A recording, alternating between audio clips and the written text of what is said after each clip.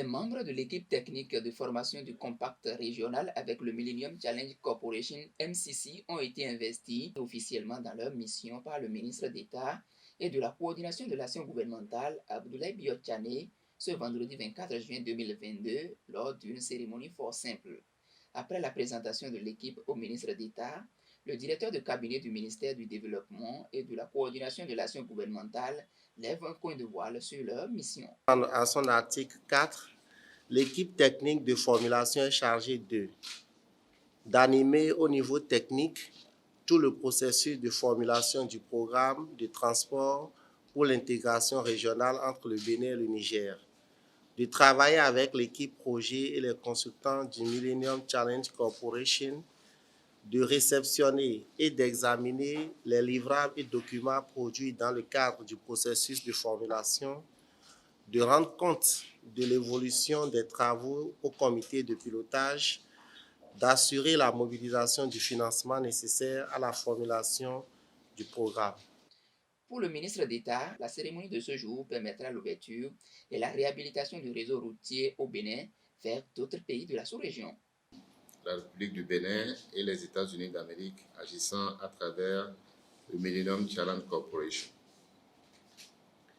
Perçu comme une éventualité il y a quelques mois, le programme de développement du transport pour l'intégration régionale Bénin-Niger est en train de devenir une réalité sous nos yeux. La cérémonie de ce jour consacre en effet le lancement d'un processus dont les phases ultérieures permettront de promouvoir l'ouverture et la réhabilitation du réseau routier de notre pays vers la sous-région ouest africaine et en particulier vers le Niger. Les infrastructures prévues dans le cadre de ce compact régional devront servir en effet à relier le Bénin à la République du Niger et accessoirement au Burkina Faso. De manière spécifique, les travaux envisagés sont destinés à fluidifier les échanges commerciaux entre le port de Cotonou et le Niger, tout en améliorant substantiellement la mobilité entre ces deux pays. Il est vrai que ces deux pays ont déjà l'avantage de posséder l'un des passages les plus fréquentés de toutes les frontières entre les pays côtiers et ceux de l'Interland dans la sous-région. Le renforcement et la réhabilitation de ce corridor contribueront à accroître la rapidité et l'efficacité du transit des marchandises en provenance de Cotonou vers d'autres marchés extérieurs voisins et éventuellement au-delà. Afin de faciliter une plus grande croissance à notre pays, le gouvernement de la rupture met un point d'honneur à la mise en œuvre de ce projet, rappelle le ministre. Mesdames, Messieurs les membres de l'équipe technique de formulation du Compact, vous l'avez sans doute compris, le gouvernement met un point d'honneur à l'avènement et la mise en œuvre efficace de ce projet d'envergure régionale, afin de faciliter une plus grande croissance économique pour notre pays. Ainsi, il est de votre responsabilité de baliser le chemin pour la réalisation effective de ce noble objectif.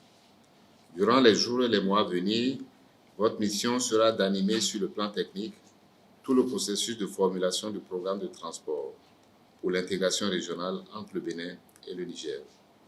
Pour ce faire, vous aurez la charge de définir l'ensemble des activités à exécuter dans ce cadre, assorti d'un cadre de résultats qui en facilite le suivi.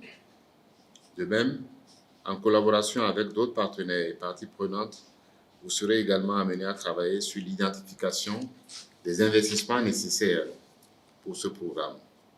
Par ailleurs, votre mission consistera à élaborer et définir une logique solide et cohérente du programme à travers des études spécifiques et des tests de rentabilité économique. Les différents risques ou rouleaux d'étranglement doivent être identifiés, étudiés et la démarche de mitigation ou de résolution envisagée.